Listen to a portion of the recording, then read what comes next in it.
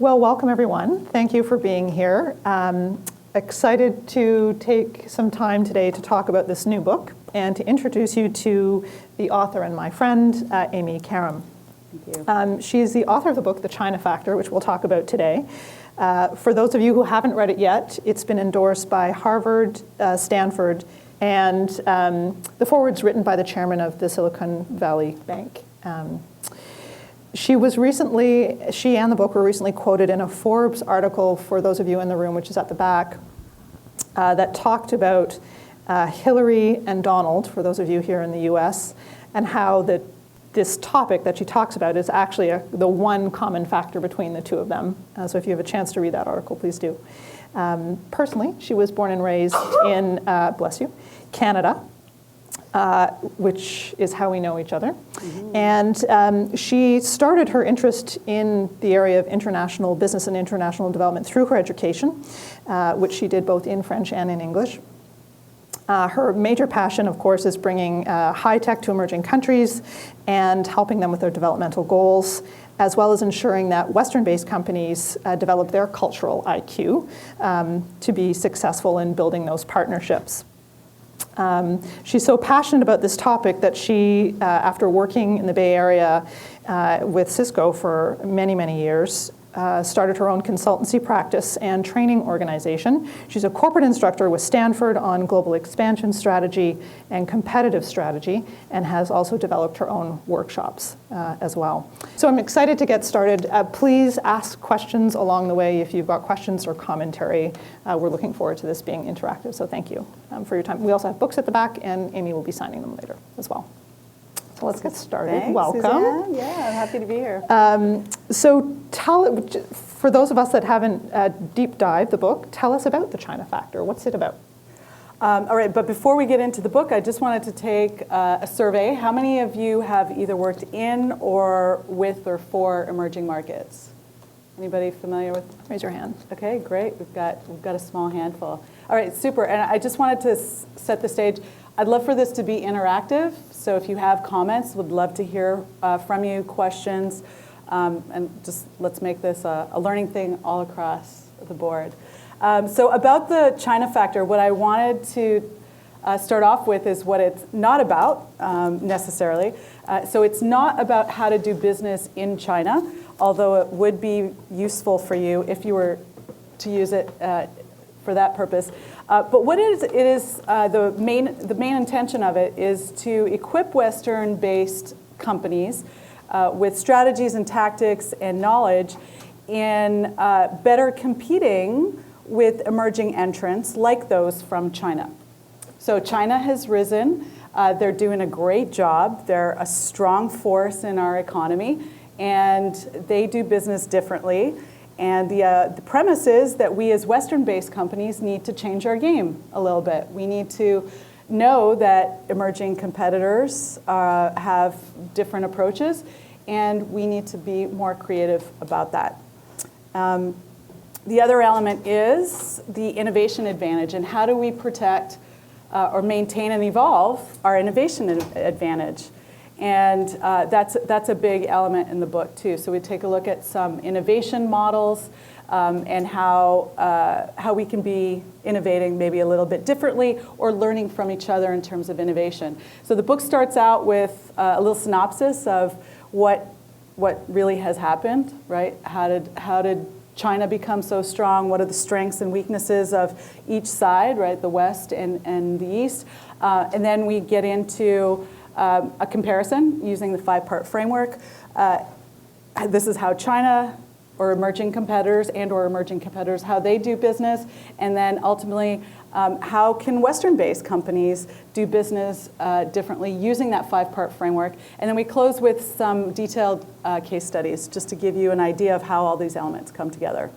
Thank you for that. And so share with the audience what this is based on. Where did the research come from? What does that look like? Oh yeah, okay. So I worked at Cisco for over 10 years, and a good part of those years, about 4 of those years, I led a competitive sales support program that was sponsored by the CEO at the time. So the fun part was Cisco was going to emerging markets in a big way. They said emerging markets was important, and also emerging competitors were becoming a stronger force in challenging us. And so we created this program. I was the global escalation point, and so the salespeople from around the world would tell me about their strategic deals that they couldn't deal with on their own regionally that had to do with competitors specifically from China.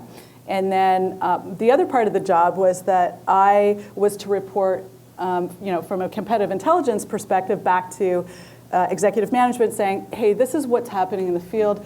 This is what we need to be more successful. This is how we need to change, or what resources we need to bring to bear in order for this, for us to be more successful in this new global environment. And so the results were eye-opening. It's just like, wow, this isn't business as usual. It's not like some of our domestic competitors. It's not a product superiority play anymore.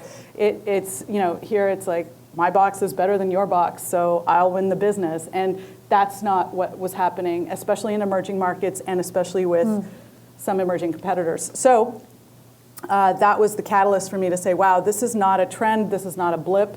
This is, I think, here to stay. And I wanted to share my learnings with other Western-based companies. I know it's not just based on your time in Cisco, though. Yes, right. Thank you. So you're right. So that was the catalyst. Yeah. And then I left Cisco, and I did a lot of research, and it's based on a lot of other companies as well. You'll notice at the end, even there's a case study of Xiaomi, which is a China-based smartphone company. Pinnacle Engines, which is the startup who actually developed their products just for emerging markets, and other companies like we talk about Apple, we talk about HP, we talk about Intuit, and it's also other industries as well. So I've tried to pepper it in with other data points as well, for sure. So you just talked about some eye-opening surprises in some of your work as a thread. Do you want to give some examples of those? Maybe share a couple? Sure, yeah. Sure. So first is the severe price discounting, and that's no shocker, right? Most of us know that that's generally a pretty consistent market penetration strategy, but there was really no bottom to it. Excuse me. So I encountered a lot of escalations where they'd say, hey, my competitors just discounted me by another, 25%. I need approval for another discount. And so we realized that wasn't going to be a successful strategy for either competitor, and even for the customer. It wasn't a winning game. So that was one big thread. The other was financing, which we didn't really get into very much as a Western-based company, and that's a real helpful tool for emerging customers. So this competitor would help them with financing, and to an extreme degree, right? Sometimes they would help finance over a very long period of time, and that was a real great value to these emerging markets customers.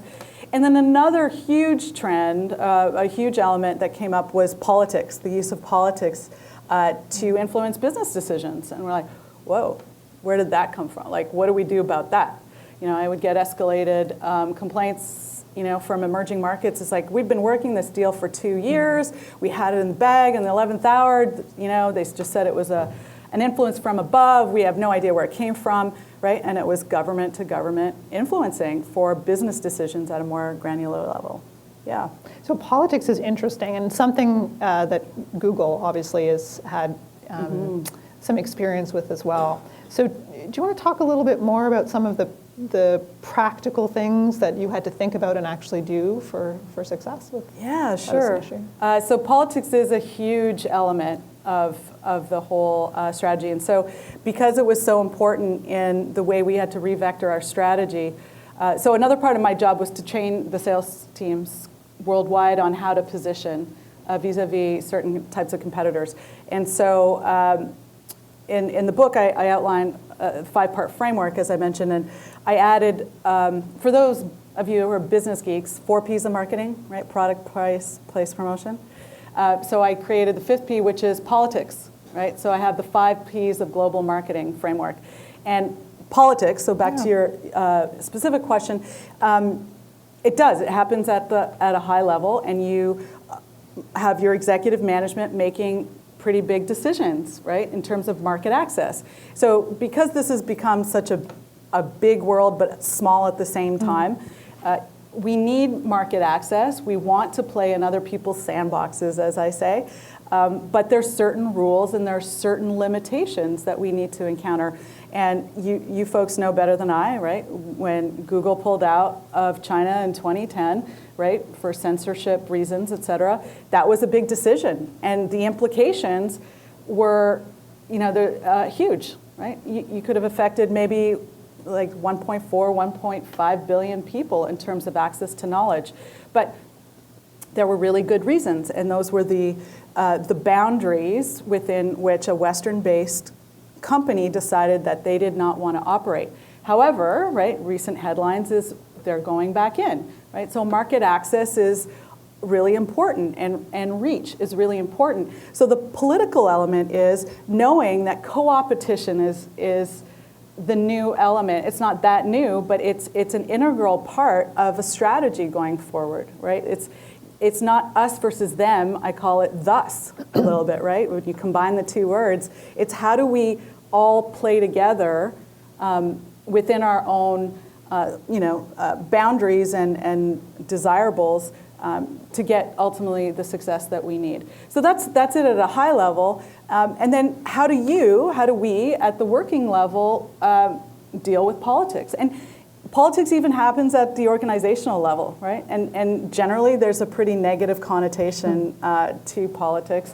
But what I'm trying to say in the book is it's really important. We can't ignore it anymore, and we need to embrace it and apply it. So how do we apply it from a sales perspective? What we did was we educated the sales teams on some of the tools available from the US government, for example, and the local governments in the different countries.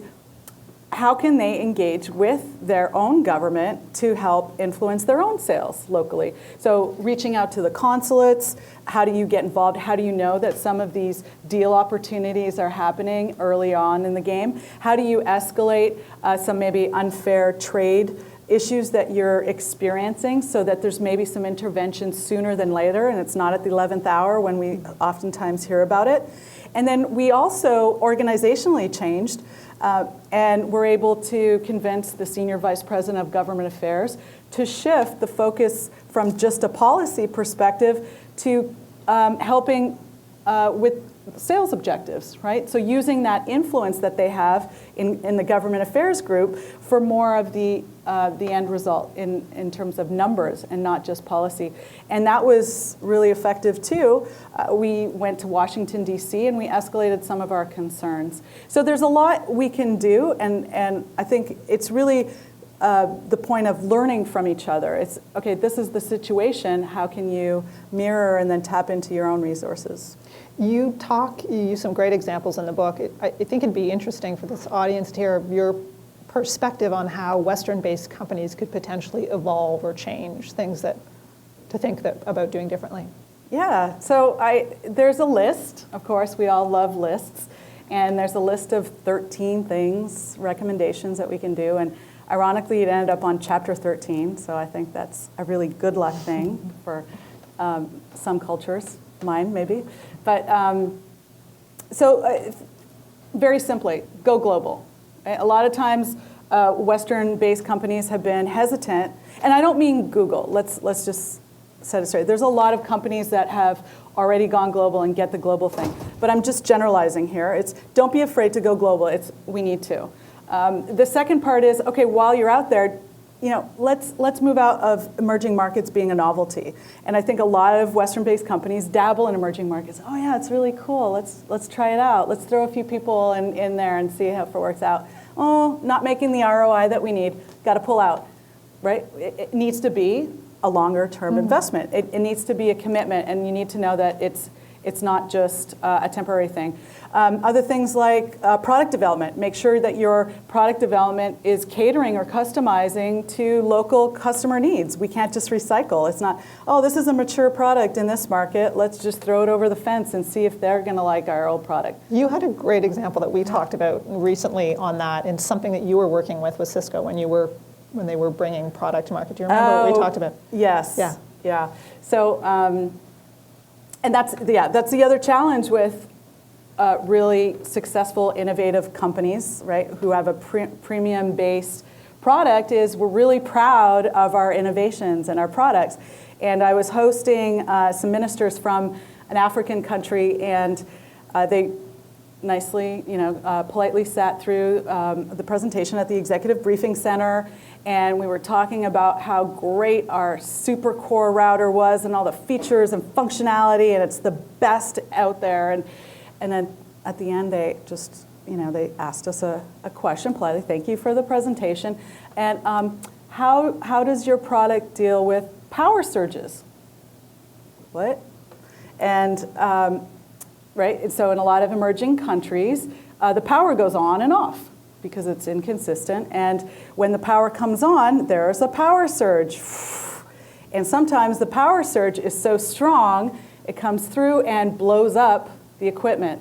So we're asking them to invest millions of dollars in this super duper core router, and we haven't helped them protect that investment by knowing, a very small detail of their needs, right? So of course the presenter was caught off guard, hadn't done their homework, didn't really know what the true customer needs were, and we didn't get to answer the question really well. So thank you for bringing that up. And so it's these little nuances, right? So you look through the list and you're like, yes, I know that, but do we really know these things? Do we really think of these things before we just jump in, right down to the execution detail? Loosely, how do we develop product for countries where, or people where we are not, right? How do we do that effectively? Is that remotely close? Yeah. Really good question. And whether it's good or bad, really it's the business case that makes it happen or not. And that was a little bit of the challenge that I've encountered in the past is you can say, this is, emerging markets really needs this, and then management will say, show me the numbers. Give me the estimates. What are the forecasts? So if you can give them some sort of revenue projections, but then the quick answer is going to be, oh, but that's so small relative to our larger revenue stream. So my other angle to that is the strategic importance of addressing that market with that product or that solution, right? So it's the opportunity cost of not being there. And a lot of companies are punished if they're not, right? When you're slow to market, and I talk a little bit about this in there, it's time to market is really important. And you can't dilly-dally and think about it and analyze too long because there are so many other competitors out there ready and waiting and addressing that market. So even if you do decide eventually, sure, we're going to play, you may have missed that window. And it's the longer-term view. You asked me last question about recommendations. It really comes down to really committing and having that longer-term strategic view that enables that. And I think what's interesting about your point is as a developer, so someone who's in product development as opposed to the sales side, you actually talk about something in your book about relationships and patience and the long term and how important that is. So I wonder how much that plays into sort of the development life cycle and thinking about making sure that your relationships are long term and you're in there for the long haul. Yeah, huge. Yeah, right? Yeah, especially, and then when you develop those relationships, you get that real on the street data that helps you support that case. You talked about, right at the very beginning, you talked about the innovation advantage. So tell us how Western-based companies can maintain our innovation advantage. Yeah, thanks for coming back to that. So the key crux of it is the innovation advantage is the coveted prize, the white flag at the top of the mountain, right? At the beginning of the book, we talk about strengths and weaknesses of each side, but ultimately, I'm generalizing, but right, every company in east to west really wants to be innovative because that's really where the next phase of growth comes from. And so we see contingents of emerging folks coming to Silicon Valley, wanting to learn the secret of how is Silicon Valley innovative, how do you do it, how do you become creative. But the idea is that we have to also be creative too. We have to be innovative at being innovative. So you can't just rest on your laurels. This whole concept of innovation is evolving. And as more players from different backgrounds are becoming innovative, they're bringing different business models. So we talk about 5 different business models, and a couple of them are business model innovation, right? That's coming from the East. What are they really good at? They're really good at commercializing things. And again, I'm going to generalize. We're really good at making things, really cool things, but they're really good at making money from really cool things, or even making money from okay cool things, but it's that whole business model innovation. And then we also talk about supply chain or process innovation. Right? I mean, there's the reputation of manufacturing. They've got it down to a T. So one venture capitalist who I interviewed in the book said, all this business about bringing manufacturing back to America, we don't have the efficiencies. We don't have the ecosystems yet to do that. And some of the Eastern countries do, right? And we need to either establish that ecosystem or just understand that, right? Like that there's a different source of innovation happening out there. Yeah. I'm just generalizing to be more encompassing. Like it's based out of China, and I don't want to just pigeonhole China as being the manufacturing giant, because they're evolving out of that, and other countries are growing into that, right? Bangladesh and Vietnam are becoming so. But it's even humorous to see an emerging country like Mexico outsourcing to China, or they have done in the past, outsourcing their manufacturing to China. It's like, their unemployment's high. Why can't, it is, right? It is so efficient there. They're so smart about it. And let's not even think about the shipping costs, right? Alone. Yeah. So that's what I'm saying. All I'm saying is, let's get more creative. Let's figure out what's our innovation 2.0, like, or 5.0, or whatever the rev is that we're on. How are we going to, step up our game and learn from others as well? So we talked a little yesterday about companies that you thought were doing this well, or an example of a model that's doing this well or doing a good job. Oh yeah, let's talk about your own Hugo Barra. Okay, so Xiaomi recruited Hugo Barra. That's one of the 13, right? Talent is one of the recommendations. They recruited your own Hugo Barra, who is running the Android product line here. They made him VP Global of Xiaomi. They used, their phone is based on the Android platform, but they've been criticized for it looking like an iPhone. Okay, so they're doing the mix and match, and then they've applied it to their Chinese market, and they've capitalized on the local, the Chinese social media phenomenon. I think it's WeChat that everybody's all over, right? And they have fans, right? They're not customers, they're called fans, and there's direct access to the fan base, and they tell them what's working with the phone. So, wow, they just shaved off millions of R&D because the actual end users are telling them what they need to have improved. They have like real-time, like almost weekly software updates, right? So they're not waiting for the next, iPhone 6S to come out in 8 months with lineups around the corner, right? There's that regular updates, which is also, the Android platform that enables that. So they've adapted, they've taken innovation from all over, including the talent, right? Put it in a different market, use the local market dynamics to make it super successful. And what I really like about this example too is they are not, they're very shrewd about knowing that this model isn't going to necessarily work as they go to other countries, as they do their market expansion strategy. So for example, in the Philippines, they don't do a lot of chat, right? They don't do a lot of Twitter, and they know that. So they're like, okay, that's not going to be a success element for us, nor is the fact that our CEO is a rock star in China, right? So that's not going to be enough. How are we going to modify our market expansion strategy to be successful elsewhere? So yeah, that's just one example of doing a combined strategy. How worried should Western companies be about IP? It's a big deal. Everybody should be worried about it. Eastern companies should be worried about it too. And that's the ongoing debate. In fact, there was another headline recently about the word iPhone being used for another product. I think they were just leather goods in China.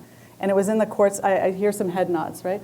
There was a debate over many years, and their courts said it was okay. So then you get into international law and regulation. And then sometimes you bring in the World Trade Organization. What does the World Trade Organization say or do? But then you have to figure out, does that person, or, does that country or that competitor care?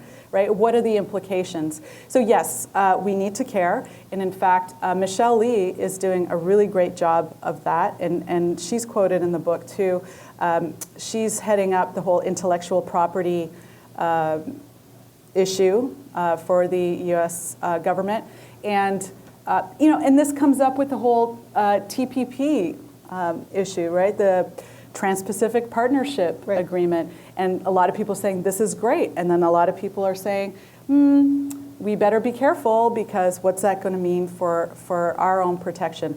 And it goes both ways, right? So that comes back to politics as well. There's that back and forth in terms of protectionist measures. I know recently, of course, and you know as well, China has pulled back on market access to a lot of Western-based countries. For different reasons, of course, but it's not, all I'm trying to say, it's both, it goes both ways. Yeah. So the government's looking at it, I guess is the short answer, and be very prudent and careful. Yeah. So in what way can governments be helpful and play a role, and in what way can they not be helpful? Okay. So governments are there for you. The trade groups, the trade commissions, they have contingents that take you out and help you with market access, and they give you the lay of the land, they give you contacts, right, and they give you the heads up on what yes, what no to do. And one of the challenges with that as well is that we have a very fair government, and they don't play favorites. So the extreme, right, the extent to which they will help companies has to be is very limited because they have to be very fair to everyone. They can't favor any particular company in a particular industry. So it gets very tricky, and they're very aware of that challenge because other countries, governments, are much more aggressive when it does come to, presenting a certain company abroad. So I guess they're looking at it, but it's very difficult to change based on our democratic fairness system. And what was the second part of that? How can they not be helpful? Yeah, that's a little bit of how they're not helpful. Yeah. And they need to just get more involved, to be honest. There's a lot of groups. So for example, in the high-tech industry, even competitors have been coming together to share some of their challenges and their complaints and going as a cooperative group to the government to present some of these challenges and ask them to make some changes in how they present or represent us abroad. I mean, quite simply, even with the trade agreements, how are we really leveraging those like China and other countries do? So there are ways that we can step it up, but I think it's a slow, ongoing process. Companies that you think are just not doing this well, or did you see examples of this not working well? Yeah, sometimes we're just too arrogant, and we don't. I am going to generalize, so I don't want to name names, but as Western-based companies, we don't get it sometimes, and that, I talk about cultural IQ in the book, and again, we've all been very sensitized to that, especially here in the U.S. and in Silicon Valley. But it's really taking it to that next step and really appreciating the local nuances before we just dive in. Because they'll quickly, throw us out, and then we look baffled when it doesn't work. I'm just thinking back to just even a stint that I did in South Africa, and we went in literally for 2 days. Did a little bit of meetings. I'm embarrassed to say, a 24-hour safari. Yes, we did see almost all the animals that we needed to see in 24 hours. It was hard, and we flew out, and we felt really good about it. But we didn't get the business. It's just, why? Why didn't they? Well, because you can't just swoop in, fly in, right, and expect to build that relationship instantly just because we've got brand equity. There was a piece in the question about financing and government involvement in financing, specifically using China as an example, and whether that's a model that will continue or whether the model will actually look very different. Yeah, and then there was a second part we'll get to too, Yeah. which was really interesting. So yeah, let's get into the finance. I'm glad you brought that up because this is a really huge challenge for Western-based countries and companies. So the good news is, and I'm happy to talk about this because I've been very passionate about it, is we have a lot of international development banks that can tap into this, right? So I would get the complaints. It's like, hey, how do I compete with this? There's financing. They just gave this company $10 billion over this amount of time. Like, sorry, we don't have that kind of cash to give out, nor would we, because that's not what we do. However, let's look at these programs. So there are international development banks that you can tap into. You can allocate maybe half a head count or one or two head counts for it. And all you do is comb the projects that are coming up. There is cash waiting to be had. And it's really bridging that private sector to that customer in the emerging country and saying, hey, we can help you with that development and let us help you fill out the forms. And wow, voila, you just helped your customer finance the purchase of your equipment.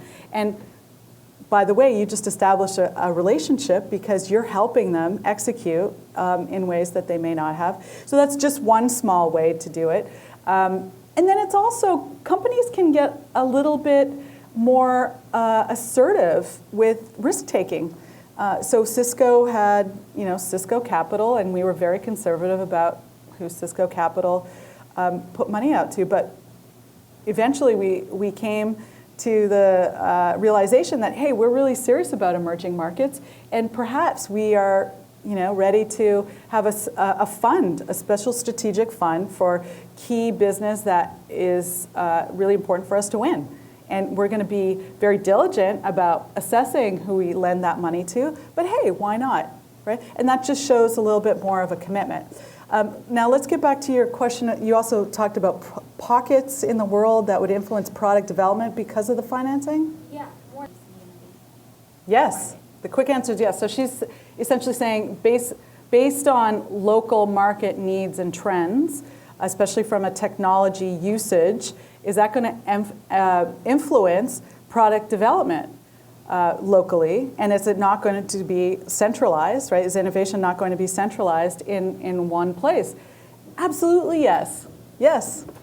I say very emphatically, that's the point. We need to start looking at that and localizing innovation based on local customer needs. How are people using this material, like today? Yeah, so I did take a lot of pride in the fact that this is, I wanted it to be a practical guide, like a toolbox for business people to kind of go through and see what they can implement. So it's a checklist. There's a framework inside. I even have like a rough template in the back where you can get your folks together and strategize about your next global expansion endeavor and ask yourself certain questions. But I'm also giving workshops, and I like to facilitate the discussion and get the ball rolling. And a lot of times it's at corporations with similar teams that are trying to build their global expansion strategy, and it's stirring the pot and getting them to think about certain elements. And I love seeing the thread of influence, right? So it's looking at the 5 Ps framework, and as simple as it may sound, when you look at the competitive dynamic that might rebut your strategy, it really shows you how you might want to reconsider and how one decision in one element or one area will influence the other areas. So it's that puppeteering and really thinking it through the workshops and the courses that it really makes an impact at the end. Great. Just maybe on a closing note, there's so much in this book, and it's wonderful to read, and there are controversial pieces, and one can sometimes leave feeling worried and or challenged, but you are so positive. So tell us what makes you so positive just about this topic. I think the reinforcement from industry, from people that have lived it, people who were there. You mentioned Ken Wilcox, who wrote the foreword. Yeah. I mean, just the validation from people out there that are like, this is a need, this needs to be done.